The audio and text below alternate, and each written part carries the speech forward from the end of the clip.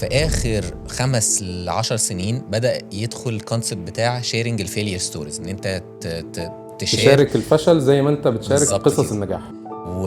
وفي الأوائل الفترة دي كان دي حاجة غريبة جدا، ان هو انت هتتبرع عشان تشارك الناس بقصة فشل انت بطلها، حاجة صعبة جدا يعني.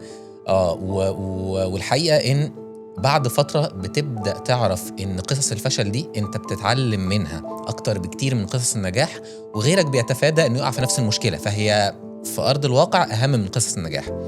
وبيبدأ مع الوقت بيتكون عندك فكرة ان تقل وقيمة الماركتير أو البيزنس مان بيبقى بعدد المرات اللي فشل وتعلم من فشله ده، المحاولات الفاشلة اللي عملت نجاح متراكم بعد كده. وده اللي أنا أقدر أقول لحضرتك عليه، إنه الفرق حاليا بين مثلا، بما إن إحنا بنتكلم على ماركتينج جورو بودكاست، بين الماركتير النظري اللي بيدي محاضرات حلوة جدا جدا وتقعد تسمع له وتبقى منبهر، وبين الماركتير العملي. وعلى فكرة هم مش واحد، الفرق الكبير بينهم هو خبرات الفشل المتراكمة وإزاي بتطلع منها بفكر وبتوازن وقيم.